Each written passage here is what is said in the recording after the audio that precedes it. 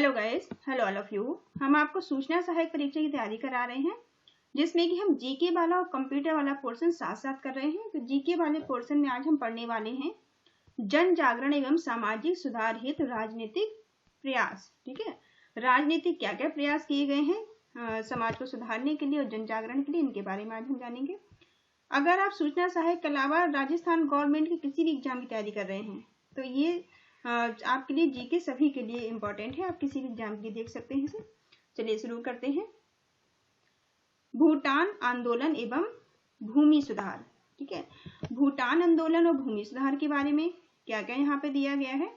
तो भूटान आंदोलन की शुरुआत विनोबा भावे द्वारा सन 18 अप्रैल 1951 में की गई थी। ठीक है, किसने की गई थी, एक क्वेश्चन आपका ये बनेगा। तो ये विनोबा भावे ने इसकी शुरुआत की थी और कहाँ से की गई थी। भूटान आंदोलन का नाम भूटान आंदोलन है। कब की गई थी, तो 18 अप्रैल 1951 में इसकी शुरुआत की गई थी। कहाँ से की गई थी आपसे पूछा जाए तो तेलंगाना से इसकी शुरुआत की गई थी। ठीक है, तेलंगाना के एक छोटे से गांव तिरुचपल्ली से इसकी शुरुआत की गई थी। तो देखिए, एक पॉइंट से आपके 4-5 क्वेश्चन बन गए यहाँ पे। ठीक है, तो हर एक पॉइंट से कई क्वेश्चन बनेंगे, तो आप इनको अच्छे से समझते चलिए। इसके बाद जो भी इसकी एमसीक्यू हैं वो भी हम करेंगे। ठीक है, इस आंदोलन का मुख्य उद्देश्य जमीनी स्वामित्व की विषमता को दूर करना था। ठीक है, इसका उद्देश्य क्या था, जमीनी स्वामित्व की विषमता को दूर करना था। राजस्थान में विनोबा भावे की अपील पर राजस्थान के नागौर जिले से भूटान आंदोलन की शुरुआत की गई थी। ठीक है, राजस्थान में विनोबा भावे की अपील पर यह शुरुआत कहां से की गई थी, राजस्थान के नागौर जिले से इसकी शुरुआत की गई थी। ठीक है, इस आंदोलन की राजस्थान सरकार द्वारा ग्राम दान अधिनियम 1971 पारित किया गया था। ठीक है, तो राजस्थान सरकार ने ग्राम दान अधिनियम जो है कब पारित किया था, 1971 में। राजस्थान सरकार ने भूमि के विवादों में फंसी जनता को सस्ता, शीघ्र व सुलभ न्याय दिलाने के राजस्व मंडल अजमेर की स्थापना की थी। ठीक है, जनता जो विवादों में फंसी थी भूमि के, उनके लिए इन्होंने क्या किया था, सरकार ने सस्ता, शीघ्र और सुलभ न्याय दिलाने के लिए इन्होंने किसकी स्थापना की थी, राजस्व मंडल, जो कि अजमेर में स्थापित किया गया था। ठीक है, इसका नाम आप याद रखेंगे। राजस्थान सरकार ने राजस्थान काश्तकारी अधिनियम 1955 लागू किया था। ठीक है, कौन सा अधिनियम, इसका आप याद रखेंगे, अधिनियम 1955, जो काश्तकारी अधिनियम के नाम से जाना जाता है। राजस्थान सरकार ने राजस्थान भू स्वामित्व अधिनियम 1956 लागू किया था। ठीक है, राजस्थान सरकार ने भू राजस्व अधिनियम जो है वो कब पारित किया था, तो भू राजस्व अधिनियम इन्होंने 1956 में लागू किया था। अस्पृश्यता उन्मूलन। ठीक है, अब अस्पृश्यता उन्मूलन इसमें है, इसमें क्या क्या दिए गए हैं पॉइंट, इसमें भी आप देख लीजिए कि अधिनियम आधुनिक भारत में राजा राम मोहन रॉय, ज्योतिबा फूले, रामास्वामी नायकर, महात्मा गांधी आदि ने जातिगत भेदभाव और असमानता को दूर करने का प्रयास किया था। ठीक है, तो अस्पृश्यता आंदोलन में क्या क्या किया गया था, ये आप ध्यान रखिएगा कि अस्पृश्यता आंदोलन में जो जातिगत भेदभाव था उसे दूर करने का प्रयास किया गया था। किस किस के द्वारा किया गया था, तो राम मोहन रॉय के द्वारा।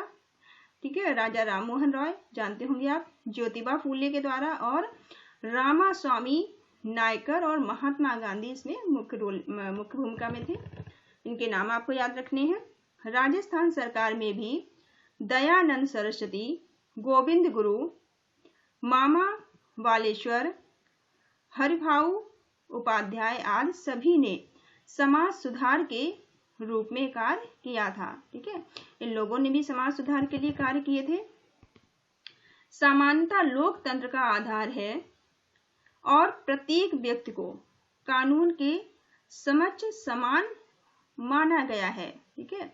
जो समानता है वो लोकतंत्र का अधिकार है, इसे आप याद रखेंगे कि समानता लोकतंत्र का अधिकार है और प्रत्येक व्यक्ति को कानून के समक्ष समान माना गया है, कोई भेदभाव किसी के साथ नहीं किया गया है।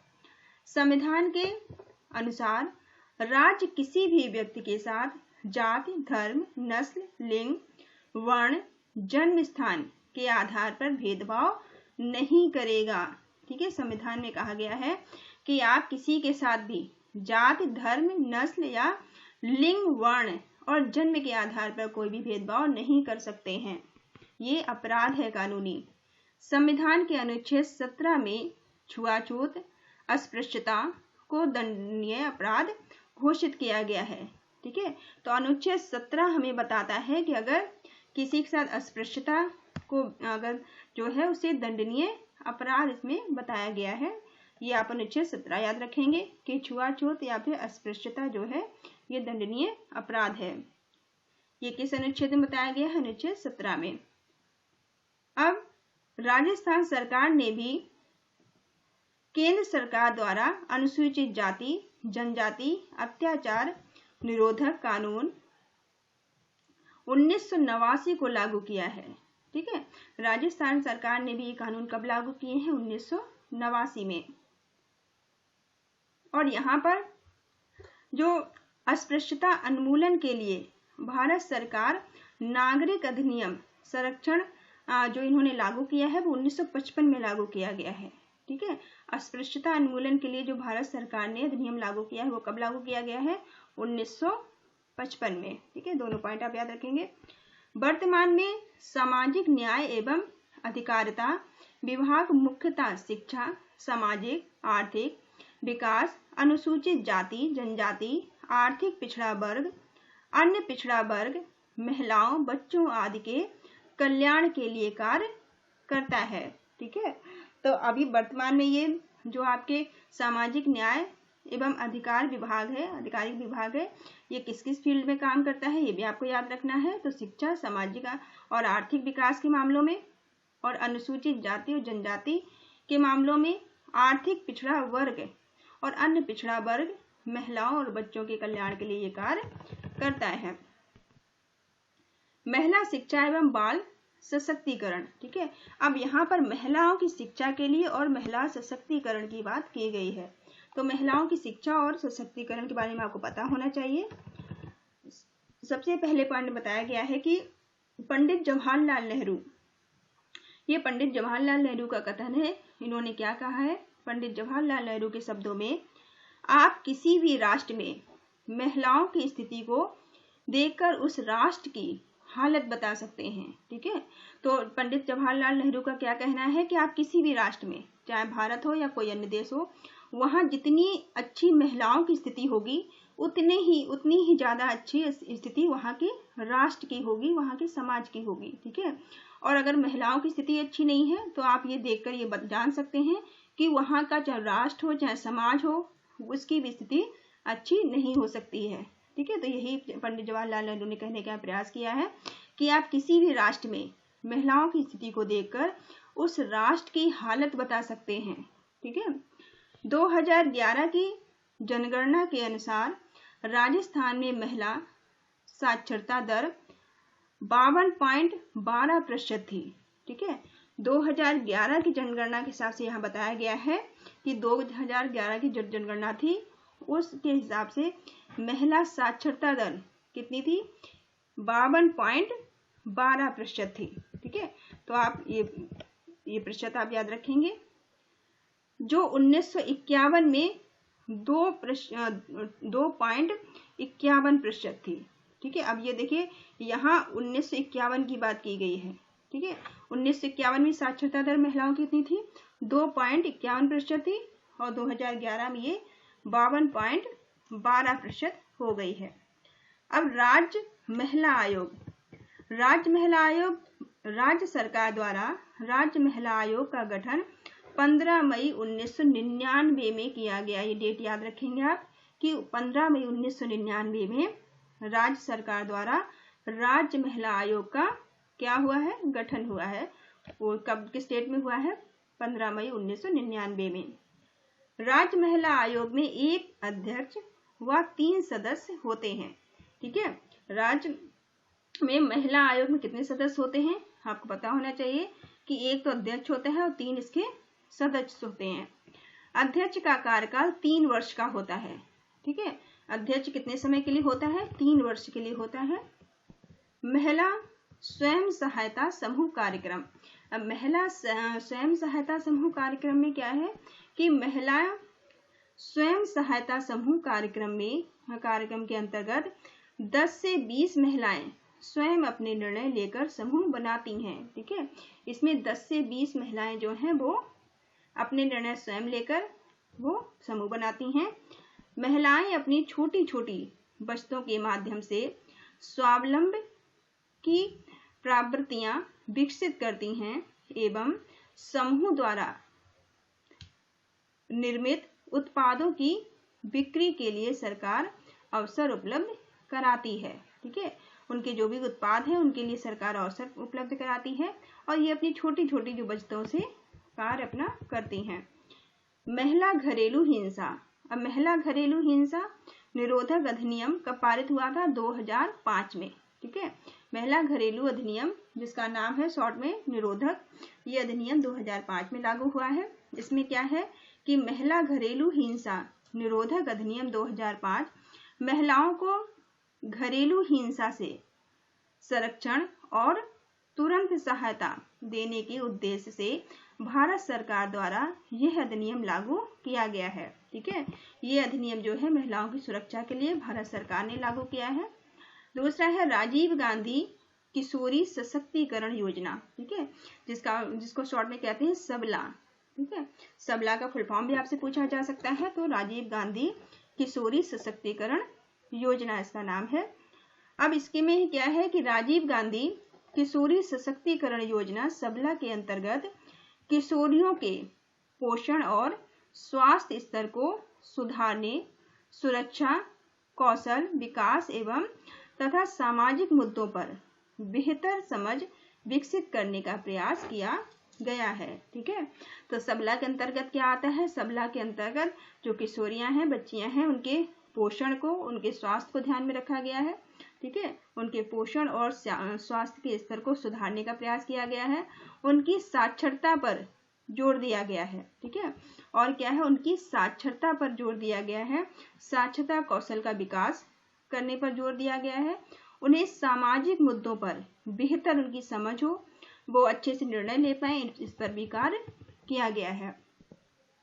यह योजना 11 से 18 वर्ष की विद्यालय ना जाने वाली अथवा बीच में विद्यालय छोड़ देने वाली किशोरी बालिकाओं के लिए संचालित किया जा रहा है। तो यहाँ पे एक तो आपको डेट वर्ष याद रखना है कि किस वर्ष की तो क्या वर्ष दिया गया है? 11 से 18 वर्ष की ऐसी बच्चियां जो कि विद्यालय या तो वो जा नहीं पा रही हैं या उन्होंने विद्यालय को बीच में छोड़ दिया है, उनके लिए सरकार काम कर रही है। अब बेटी बचाओ बेटी पढ़ाओ। ठीक है, इस अभियान के बारे में तो आपने बहुत सुन रखा होगा। तो बेटी बचाओ बेटी पढ़ाओ जो अभियान है, इसमें क्या है कि बेटी बचाओ बेटी पढ़ाओ अभियान की शुरुआत प्रधानमंत्री नरेंद्र मोदी ने 2015 में की थी। सबसे पहले तो आपको याद रखना है किसने की थी, तो प्रधानमंत्री नरेंद्र मोदी ने की थी। कब की थी? तो ये 2015 में की थी। ठीक है, देश भर में घटते बाल लिंगानुपात को ध्यान में रखते हुए की थी। इन्होंने क्यों की थी? क्योंकि जो लड़कियां हैं, बच्चियां हैं, इनका ये कम हो रही है, इनका लिंगानुपात जो है कम हो रहा है। बाल लिंगानुपात जो कम हो रहा है, इसको ध्यान में रखते हुए इन्होंने इसकी शुरुआत की थी। यह अभियान महिला और बाल विकास मंत्रालय तथा मानव संसाधन मंत्रालय की संयुक्त पहल है।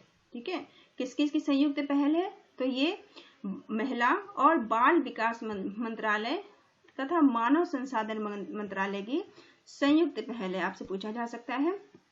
इस योजना के तहत कन्या भ्रूण हत्या रोकने, विद्यालयों में लड़कियों की संख्या बढ़ाने, विद्यालय छोड़ने वालों की संख्या को कम करने, शिक्षा के अधिकार के नियमों को लागू करने और लड़कियों के लिए शौचालय के निर्माण में वृद्धि करने जैसे उद्देश्य शामिल हैं।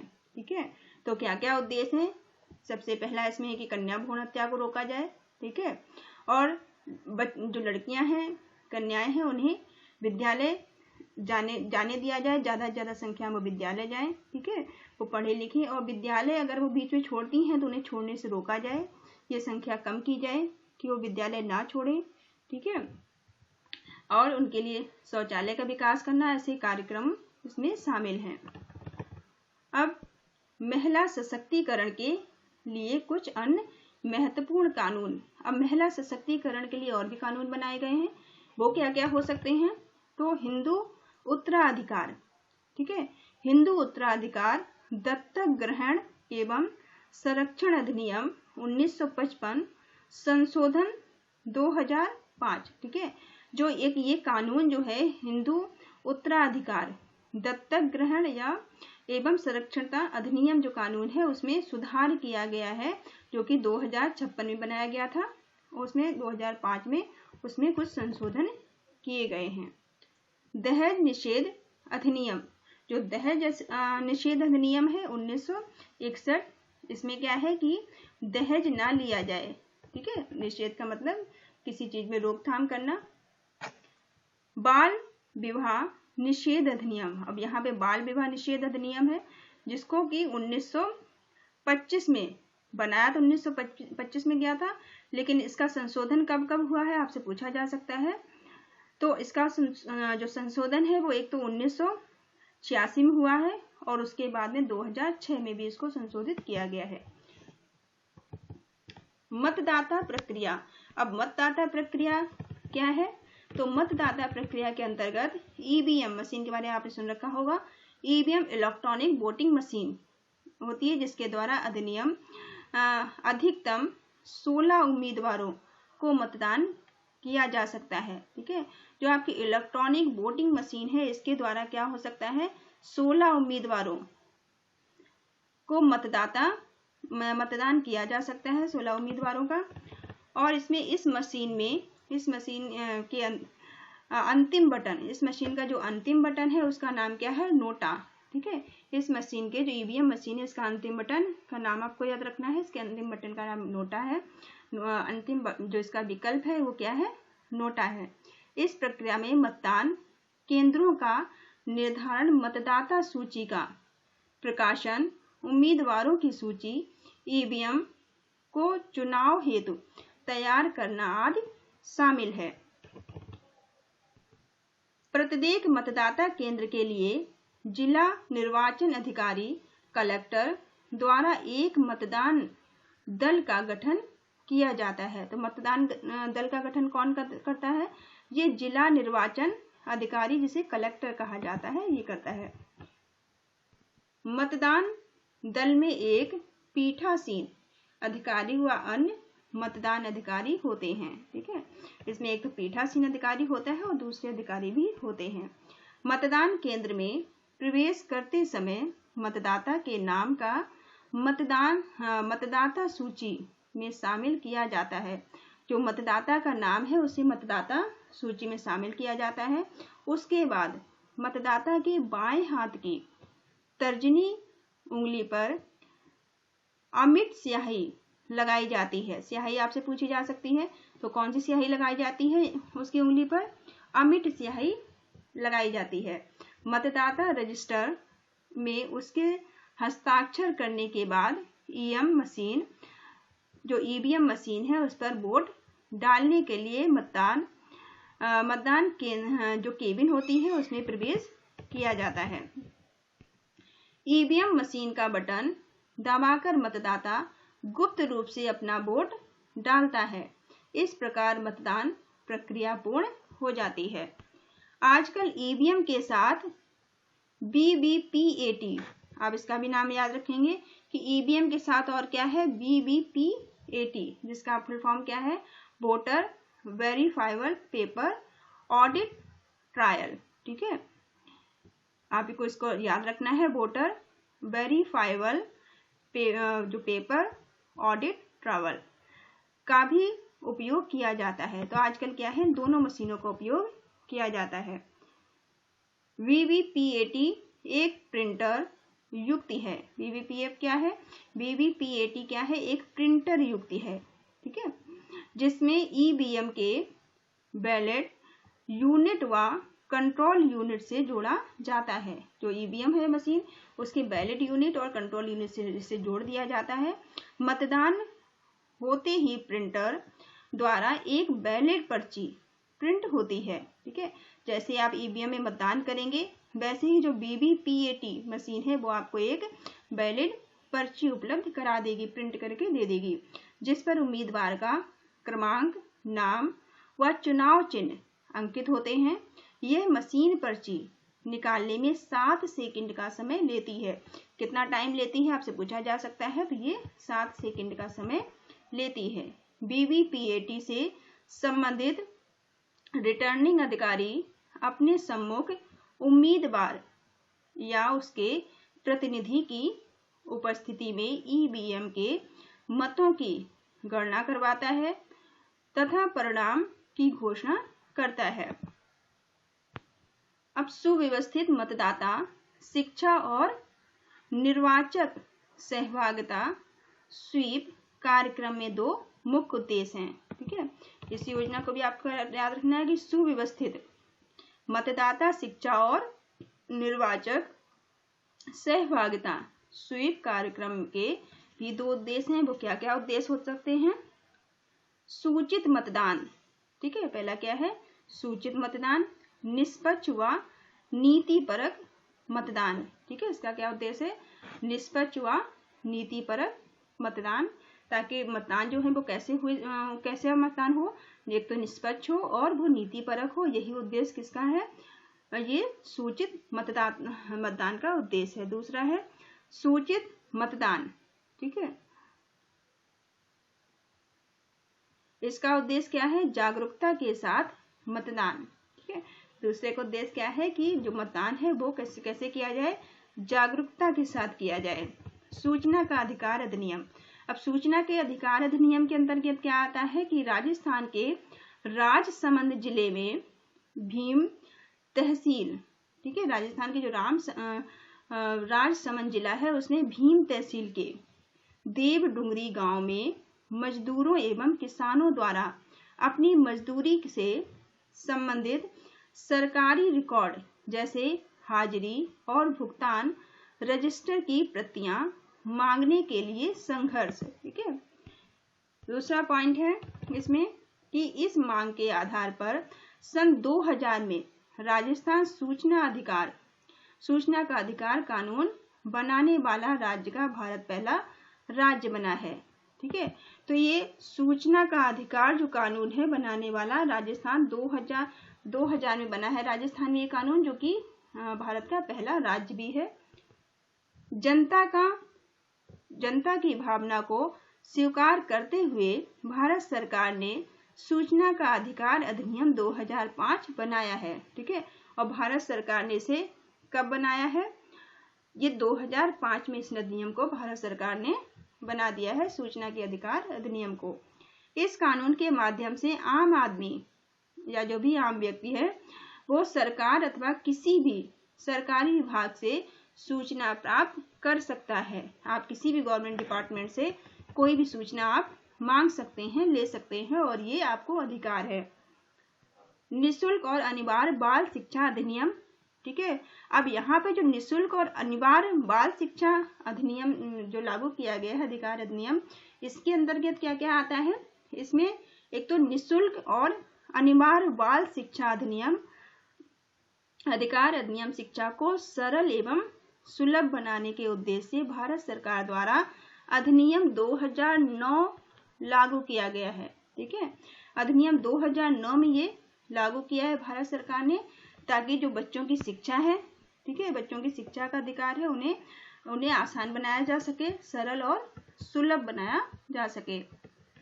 दूसरा पॉइंट है इसमें कि राजस्थान में भी राजस्थल जो राजस्थान है इसमें भी राजस्थान निःशुल्क एवं अनिवार्य एवं बाल शिक्षा का अधिकार अधिनियम 2010 बनाया गया है। अब ये अधिनियम कब बनाया गया है? राजस्थान में 2010 बनाया गया है, जिसे 1 अप्रैल 2011 में लागू किया गया है। ठीक है, इसमें राजस्थान में बनाया तो इसको 2010 में गया है और इसे लागू कब किया गया है? 1 अप्रैल 2011 में। दोनों डेट आपको याद रखनी है। ठीक है, इस अधिनियम में 6 से 14 वर्ष आयु वर्ग के जो भी बच्चे हैं, किस आयु वर्ग के हैं? 6 से 14 वर्ष की आयु के जो भी बच्चे हैं को निःशुल्क एवं अनिवार्य प्रारंभिक शिक्षा 1 से 8 तक प्रावधान किया गया है। ये इसमें कहा गया है कि जो भी 6 से लेकर 14 वर्ष तक के बच्चे हैं उन्हें 1 से लेकर 8 तक की शिक्षा अनिवार्य रूप से उन्हें दी जानी चाहिए। इस अधिनियम के तहत बच्चा अपनी आयु अनुसार निर्धारित कक्षा में भी कभी भी प्रवेश ले सकता है। ठीक है, बच्चा जो है वो अपनी आयु के हिसाब से वो कभी भी कक्षा में प्रवेश ले सकता है। निजी स्कूलों में कमजोर एवं पिछड़े वर्ग के बच्चों के लिए 25% सीटें आरक्षित की गई हैं। ठीक है, आप किसी भी अगर प्राइवेट स्कूल में पढ़ना चाहते हैं तो वहाँ भी आपके लिए जो ऐसे बच्चों के लिए 25% सीटें जो है वो आरक्षित की गई हैं। तो 25% सीटों में आप अपना दाखिला ले सकते हैं। दूसरा है बाल अधिकार। बाल अधिकार का मतलब क्या है? बच्चों के जो भी अधिकार है। तो यहाँ पे बाल अधिकार अधिनियम 20 नवंबर 1989 को संयुक्त राष्ट्र की आम सभा द्वारा बाल अधिकार समझौते को पारित किया गया था। ठीक है, तो ये अधिनियम कब पारित किया गया है? 20 नवंबर 1989 को इसे पारित किया गया है। और किसके द्वारा किया गया? संयुक्त राष्ट्र की आम सभा के द्वारा, जिसका नाम है बाल अधिकार समझौते को पारित किया गया है। इस समझौते पर भारत ने वर्ष 1992 में हस्ताक्षर कर अपनी इन्होंने जो भारत सरकार है इन्होंने कब हस्ताक्षर किए हैं? इसमें 1992 में भारत सरकार ने इस पर हस्ताक्षर किए हैं। अपनी प्रतिबद्धता को व्यक्त किया है।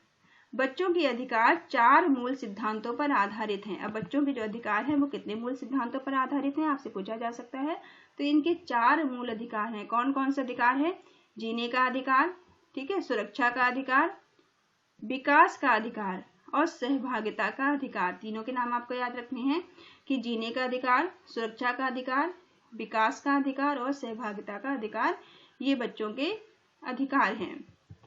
4 मूल सिद्धांत है बच्चों के अधिकारों के। 4 मूल सिद्धांत हैं। राज्य बाल अधिकार संरक्षण आयोग एवं राजस्थान राज्य बाल संरक्षण समिति, जो समिति है बाल संरक्षण के मुद्दों की सामुदायिक स्तर पर क्रियान्वित एवं जागरूकता हेतु कार्य किया गया है। ठीक है, बच्चों के लिए इसमें कार्य किए गए हैं। अब चाइल्ड हेल्पलाइन, बच्चों की हेल्पलाइन नंबर भी कुछ दिए गए हैं यहाँ पे, जैसे कि राज्य में चाइल्ड हेल्पलाइन हेतु 24 घंटे निःशुल्क आपातकालीन पहुंच सेवा लागू है। जो इसका टोल फ्री नंबर क्या है? इसका 1098 जो है टोल फ्री नंबर है, 1098 इसका टोल फ्री नंबर है। इस पे करके बच्चे कभी भी हेल्प ले सकते हैं सरकार के द्वारा। राजस्थान संपर्क पोर्टल। अब राजस्थान का संपर्क पोर्टल भी यहाँ पे दिया गया है, जिसमें कि राजस्थान संपर्क पोर्टल द्वारा राज्य सरकार ने सितंबर 2019 को जन सामान्य की शिकायतों को दर्ज करने और समस्याओं का निराकरण करने के लिए इस योजना को प्रारंभ किया था। ठीक है, तो लोगों की समस्याएं हैं उनका निराकरण करने के लिए राजस्थान सरकार ने 2019 में कौन सा कानून लागू किया है? राजस्थान संपर्क पोर्टल को लागू किया है। Citizen call centre. अब सिटीजन कॉल सेंटर नंबर कितना है? 181 नंबर है, जिसमें कि आप कभी भी शिकायतें दर्ज करा सकते हैं। वह उनकी सूचना प्राप्त करने की निःशुल्क सुविधा प्रदान की गई है। साइबर सुरक्षा एवं साइबर अपराध। ठीक है, अब साइबर सुरक्षा और साइबर अपराध, ये क्वेश्चन आपके कंप्यूटर में भी आ सकते हैं, तो इसको देख लीजिए। साइबर सुरक्षा एवं साइबर अपराध के तहत जो सुरक्षा दी जाती है वो इंटरनेट से जुड़ी सिस्टम के लिए है। किससे जुड़ा है ये? साइबर सुरक्षा और साइबर अपराध जो है वो इंटरनेट से जुड़ा हुआ है। इसमें हार्डवेयर, सॉफ्टवेयर और डेटा को साइबर अपराध से बचाने एवं सुरक्षित रखने का काम किया जाता है। कौन सा कार्य इसके अंतर्गत किया जाता है कि जो सॉफ्टवेयर और हार्डवेयर आपके हैं और आपका जो भी डेटा है उन सबको आप साइबर अपराध से बचाने का और सुरक्षित रखने का कार्य किया जाता है। साइबर सुरक्षा हमले के प्रकार। अब साइबर सुरक्षा हमले के क्या क्या प्रकार हो सकते हैं। रेंसम बोर्ड, ठीक है, रेंसमवेयर एक सॉफ्टवेयर होता है। तो रेंसमवेयर यह एक प्रकार का वायरस होता है। रेंसमवेयर क्या है, एक वायरस का ही सॉफ्टवेयर है। तो रेंसमवेयर एक तरह का वायरस होता है जो कि अपराधी द्वारा लोगों के कंप्यूटर और सिस्टम में हमला करके फाइलों एवं नुकसान पहुंचाता है। जो भी आपकी फाइलें होंगी उनको नुकसान पहुंचाने के लिए रेंसमवेयर जो वायरस होता है, वायरस भी एक तरह का सॉफ्टवेयर होता है, इसका प्रयोग किया जाता है। दूसरा है मालवेयर। मालवेयर भी एक वायरस है। यह कंप्यूटर की किसी फाइल या प्रोग्राम को नुकसान पहुंचाता है, जैसे कि कंप्यूटर वायरस, ठीक है, जैसे कंप्यूटर वायरस हो सकते हैं, वॉर्म, ट्रोजन आदि, ठीक है। कंप्यूटर वायरस और भी बहुत से हो सकते हैं, कुछ नाम यहाँ पे दिए गए हैं आपको। साइबर धोखाधड़ी। अब साइबर धोखाधड़ी में क्या है, यह एक तरह की ठगी का तरीका है, ठीक है, जिसे कहते हैं फिक्सिंग। फिक्सिंग में क्या है, एक तरह की ये ठगी का तरीका है जिसमें लोगों को किसी संस्था के नाम से फर्जी ईमेल भेजे जाते हैं, ठीक है। आपने भी ईमेल आईडी अपनी देखी होगी, जिसमें बहुत सारे फालतू मेल आते रहते हैं, ठीक है, जिन्हें आप जानते भी नहीं हैं। तो इस तरह के जो फालतू मेल आते हैं इसे क्या कहते हैं, फर्जी मेल होते हैं। उसको ठगी का एक तरीका है जिसका नाम है फिक्सिंग, ठीक है। अब स्पूफिंग। स्पूफिंग क्या है, इसमें ये भी वही है, ठीक है। स्पूफिंग के तहत भी इसी तरह का काम किया जाता है। इसमें ठगी करने वाला व्यक्ति किसी वैध वायरस या फिर व्यवसाय, पड़ोसी या विश्वसनीय होने के बहाने किसी अन्य की पहचान या व्यक्तिगत जानकारी प्राप्त करने का प्रयास करता है, ठीक है। ये किसी पहचान या आपके किसी पहचानी व्यक्ति का सहारा ले सकता है जिससे कि आपकी व्यक्तिगत जानकारी इसे मिल सके, जिसे क्या बोलते हैं, स्पूफिंग कहा जाता है। चलिए, ये वीडियो वैसे तो काफ़ी बड़ा हो गया है, लेकिन इसमें थोड़े से क्वेश्चन आपको दिए गए हैं MCQ, उसको हम देख लेते हैं। तो इसको आप कर लीजिए, वरना दूसरी वीडियो बनाना पड़ेगा इसके लिए। चलिए, राज्य में चाइल्ड हेल्पलाइन हेतु आपातकालीन पहुंच सेवा का टोल फ्री नंबर क्या है। तो टोल फ्री नंबर हमने देखा था क्या है इसका, तो टोल फ्री नंबर है 1098, ठीक है। बेटी बचाओ बेटी पढ़ाओ अभियान की शुरुआत प्रधानमंत्री नरेंद्र मोदी द्वारा कब की गई थी। तो इसकी शुरुआत प्रधानमंत्री नरेंद्र मोदी ने 2015 में की थी, बेटी बचाओ बेटी पढ़ाओ की शुरुआत। क्वेश्चन नंबर तीसरा, राज्य सरकार द्वारा राज्य महिला आयोग का गठन कब किया गया है। तो राज्य सरकार ने राज्य महिला आयोग का गठन कब किया है, तो कब किया था इन्होंने, 15 मई 1999 में, ठीक है, 15 मई 1999, याद रखेंगे आप। भूटान आंदोलन की शुरुआत किसके द्वारा की गई थी। तो भूटान आंदोलन की शुरुआत किसके द्वारा की गई थी, विनोबा भावे के द्वारा। विनोबा भावे ने भूटान आंदोलन की शुरुआत की थी। नेक्स्ट क्वेश्चन है, राजस्थान निःशुल्क एवं अनिवार्य एवं बाल शिक्षा का अधिकार अधिनियम 2010 को लागू किया गया है। तो ये 2010 को कब लागू किया गया है, तो 1 अप्रैल 2011 में लागू किया गया है इसे।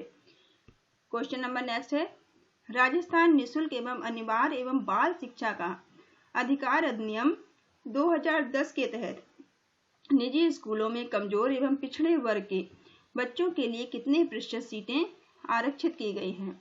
तो ये कितने प्रतिशत सीटें हैं, ये 25% सीटों को आरक्षित किया गया है। नेक्स्ट क्वेश्चन है, राजस्थान निःशुल्क एवं अनिवार्य एवं बाल शिक्षा का अधिकार अधिनियम 2010 के तहत 6 से 14 वर्ष की आयु के जो बच्चे हैं उन्हें निःशुल्क एवं अनिवार्य शिक्षा, प्रारंभिक शिक्षा का प्रावधान किया गया है, ठीक है। तो 2010 में जो 6 से 14 वर्ष के बच्चे हैं उन्हें निःशुल्क और अनिवार्य शिक्षा दी गई है। तो वो किसमें आते हैं, कितनी शिक्षा दी गई है, तो इन्हें 1 से लेकर 8 तक, ठीक है, 1 से लेकर 8 तक इन्हें अनिवार्य शिक्षा का प्रावधान किया गया है। ईवीएम का फुल फॉर्म क्या है? ईवीएम का पूरा नाम क्या है? ईवीएम का पूरा नाम है इलेक्ट्रॉनिक वोटिंग मशीन। ठीक है, इलेक्ट्रॉनिक वोटिंग मशीन ईवीएम का पूरा नाम है।